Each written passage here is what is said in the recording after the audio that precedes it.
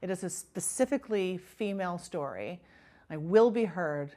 I will be acknowledged. My story is real. And I know that all of you people around me, many of you have gone through the same thing. My name is Nell Bryden. I'm a songwriter. I'm a singer. I'm a storyteller.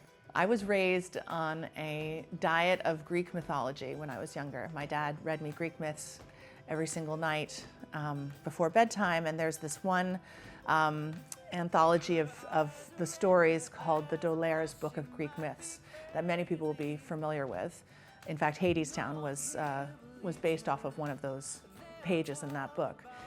And there's a story in there of a woman called Cassandra who the god Apollo fell in love with her and gave her the gift of prophecy. But when she refuted him and said, "I don't love you back," he said, "Well, then I'm going to curse you that you still have the prophecy, but no one's going to believe you."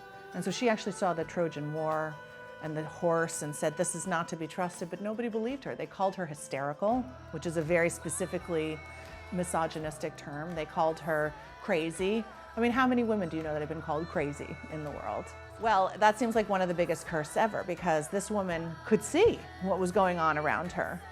And I think in that sense, it still has a lot of levels of understanding and empathy for me, because if you're going through something so intense, like I've been going through with this infertility journey, and you look around you at a community, which surely there's other people going through something similar, and yet none of them are seeing me or each other. They're just bustling by, and there's a whole world of missed connections and lack of connection.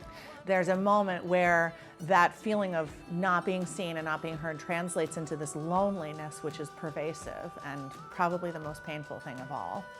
So I wrote this as a feminist anthem because it is a woman scorned. It is a specifically female story. I will be heard. I will be acknowledged. My story is real, and I know that all of you people around me, many of you have gone through the same thing. And if we start to connect and speak about it, then there's no stopping that story.